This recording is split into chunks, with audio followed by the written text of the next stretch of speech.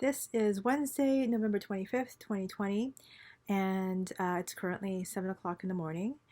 I wanted to talk about a couple of things today. Firstly, the I think these video updates that I've been making since November, since I think I would say like chemo started, there's been a steady kind of I don't like it's just this sense of like mentally and emotionally and spiritually. I've mentioned this before. Just some challenges in me figuring out within myself how to like reorganize or how to process how to be in this new reality that I have for myself, as being someone who has pancreatic cancer, someone who is getting treatment for pancreatic cancer, and someone who has to think about the future of what it means to have incurable pancreatic cancer. It's a lot to think about in terms of just even the practical sides of things, but it's also a lot to think about and feel and be as just a completely new reality of what that means to me or who I am in context to these new realities. So there's been some like really real like mental and emotional struggle that I've been pondering. I've been feeling. So there's been some anxiety and some feeling low. I wouldn't call it depression, but like depressive potentially. But I think it's also not uncommon. This isn't. I don't think that it would be a unique thing that someone in my situation would be experiencing.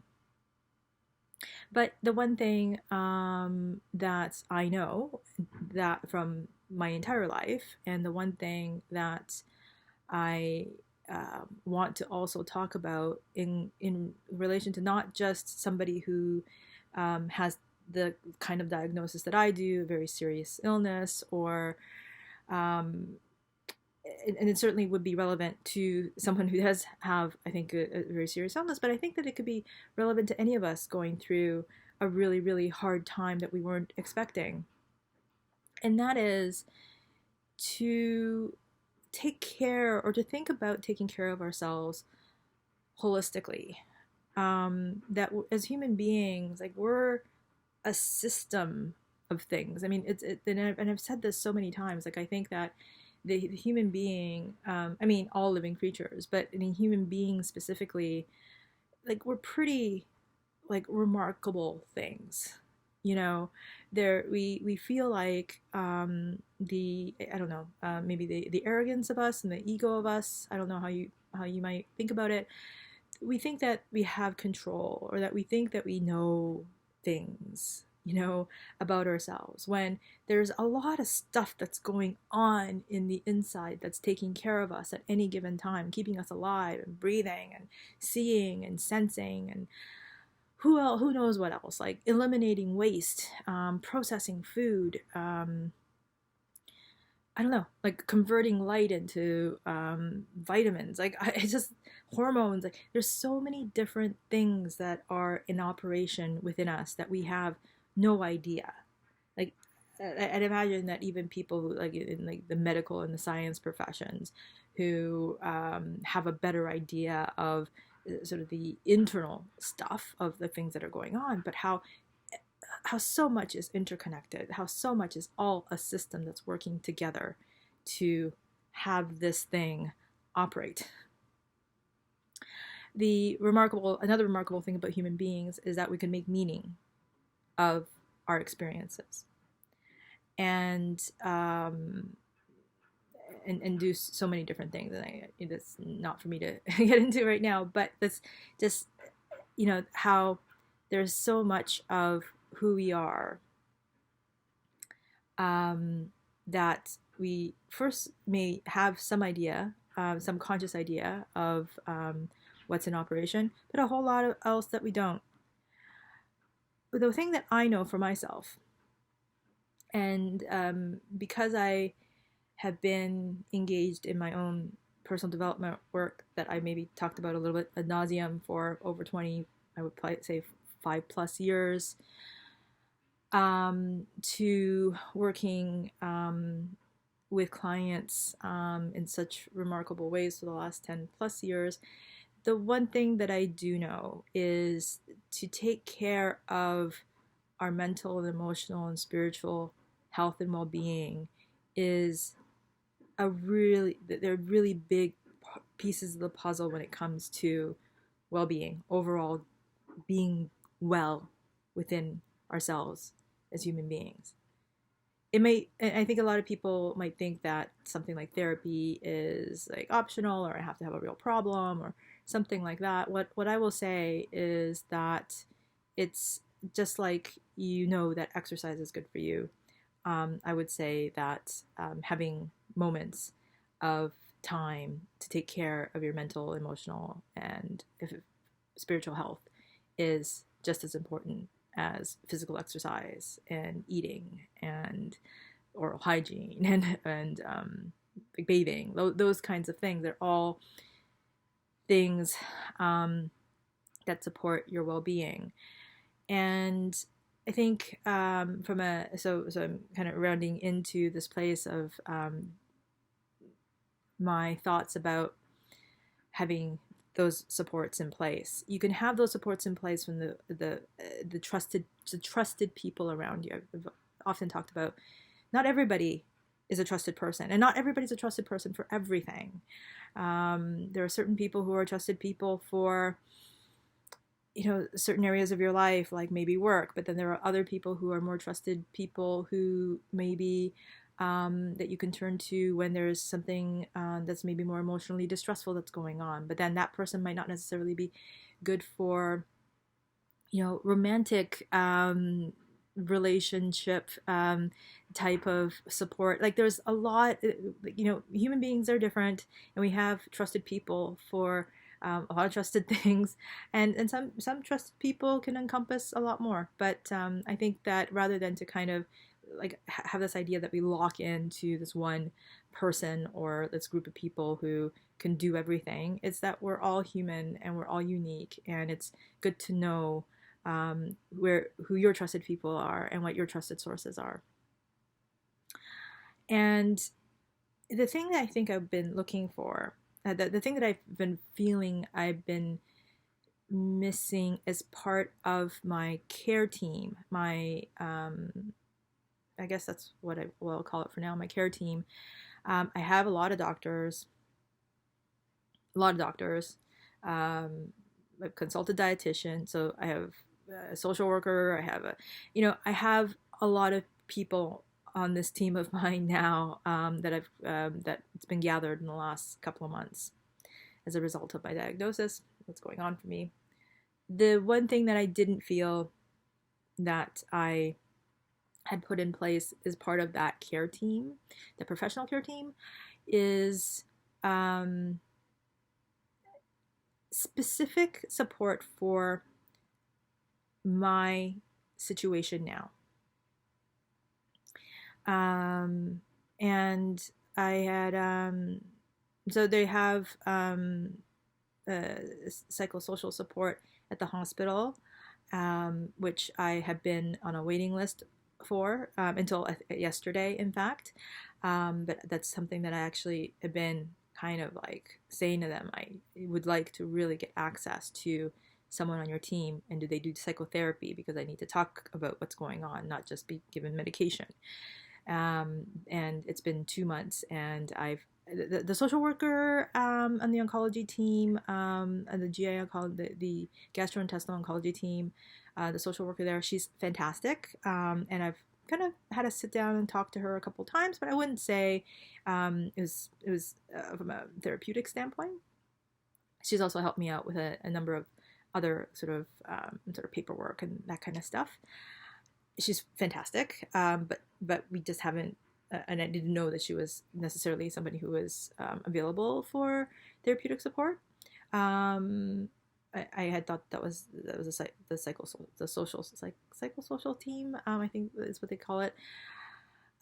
So I'd been kind of like every time I would go into an appointment, I would say, "Yep, would really love to be connected with those folks. Would like to be connected with those folks." And as time went on, the more that I was sort of getting into my head about a lot of things that I was talking, I was learning, and things that would happen, and I would just have a really, things started piling on for me. I think mentally and emotionally, where I was feeling quite anxious, I would say, and maybe you were able to tell from my videos in the last little while. But I'm feeling, I just also, wanted to just check in and say, I'm feeling like I'm beginning to build that part of my team now, and I'm feeling better about it.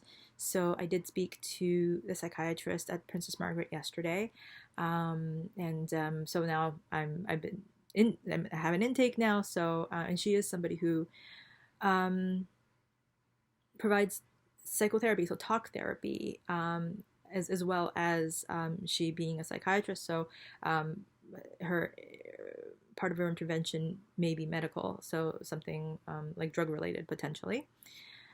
Um, but most psychiatrists, especially here in Ontario, outside of I think something specialized like this, don't provide talk therapy, and that's something that's it's very confusing, I think, in terms of mental health support here in Ontario. But in this case, she does, and I'm grateful for it. I also connected with, I don't know how to describe her. She is someone who is not part of the hospital team at all. It's somebody that I had reached out to independently because her experience, she's a psychotherapist, and her experience is of supporting people who have these similar kind of experiences that I do, that I do now, which is life limiting diagnoses, and looking at end of life, and just critical illnesses. And she's worked with folks in that capacity for over 40 years. And so there's a specialized support and experience that she has, and her I think part of her foundation, in her how she supports is influenced, or does have influences of Zen Buddhism. And so I was very, very, very lucky to have been connected with her. And I had been going back and forth to see whether or not it would be possible for me to work with her. And I was just completely overjoyed when last week I found out that it may be a possibility. And I had actually an opportunity to speak with her earlier this week. And it was the first time in a number of weeks where I just felt like, okay, I can feel, it's okay for me to be feeling all the things that I'm feeling, but also to not have it be overly consuming of what's happening for me in this moment right now. Because for a number of weeks now, it's just been, this is my reality. This is my reality. It's like my frontal lobe here is just overly consumed all the time with what do I need to know? What do I need to be prepared for? What should I be thinking and feeling? And like just kind of in that place. And for the first time in like since Monday, I would say, in a bunch of weeks now, where I could sometimes just not be thinking about cancer, not to be thinking about what happens next or what could happen next. And it's been nice. It's been nice the last couple of days, just like thinking about things when I need to, and doing what the things that I need to do. when I need to, but not to have it be like a 24/7 thing, which in some ways it feels like it has been for the last at least couple of weeks. But I would say, yeah, at least the last since I started chemo. So I would say like probably, through November. So these November videos have been not as many in quantity, and I think that's part of the reason why. I just has been in the place of trying to, um, I don't know, get to a place within myself internally that feels a little bit more settled. Um, but if anything, I wanted to talk to you about what's been happening for me and what I have been doing in order um, to create and to shore up my circle of care. And I think everybody could benefit from having a good circle of care around them in any kind of situation. And when something this big happens, it is, I think, good to think about it from the standpoint of, all right, so how do I create that scaffolding, that foundation, that something that would have that care around me. And I think that the mental, emotional, spiritual part of it is a big component. So whether it's something that like this that you might be going through, or something else in your life that could be hard or challenging or new, having that mental, emotional, spiritual support, I would highly recommend it. And I think that it's really that it could be that much more impactful or powerful when you have as part of the people in that circle who are supporting you, who have stepped a few steps ahead, maybe even more than that, ahead of your experience, so that they have the ability, experience to be able to guide you. And I'm feeling a lot better today because I do feel as though I have a couple of those folks now in place for myself, in addition to so much of the love and care that I have already in my circle of care. So that's it for today. I'm actually getting ready now to go into the hospital today. I have my blood work and my oncology appointment just to see, to check in on how I did with my last round of chemo and what it looks like for the next round of chemo, which is supposed to be in 3 days, so on Friday. And that's happening very shortly. I have to leave in the next half an hour or so, but I did want to make sure to record this because it's been really helpful for me to go through the last couple of days and to reflect on how important it is to take care of yourself, and to know that to taking care of yourself mentally and emotionally and spiritually are a part of taking care of yourself holistically, and that you don't have to do it alone, and there are people out there who can support you and support you with experienced care, because there are people out there, whatever your experience is, and you're feeling like this is new and I don't know what to do, or that even if it's new for you doesn't mean that there aren't people out there who haven't experienced who has experienced what you've experienced, and that they are experienced and trained and know to have ways to be able to guide you and support you. So on that note, I just wanted to let you know how much love and care that I have for all of you out there, and I'm really appreciative for your continued support. And Jessica says, and it's funny, for anyone who might be interested in joining and supporting my Patreon, there's the link down below. The one thing that I've started doing is posting a lot of like food stuff, because I'm a big food person, and I'm just something that I do is like watch like food videos and things like that, or if I have something interesting that comes up around food, I've been posting some of that stuff, like some maybe more personal things, and these kind of like fun things. And if you're interested in seeing some of that, and maybe some like early access stuff that I'm thinking of maybe putting in Patreon as well, it doesn't have to cost a lot for you to support me there, and I would appreciate it if you would. But if you don't, I totally understand that as well. But again, thank you so much. And as we're talking about today, the loving care for yourself I think is such an important part of what we need to take care of, or to focus on in our lives. And the more loving care that we have and for ourselves, the more I think believe that we have for others. And so hopefully those that you love and care in your life, you can let them know that you do. And yeah, so please continue to take care, and I'll talk to you again real soon.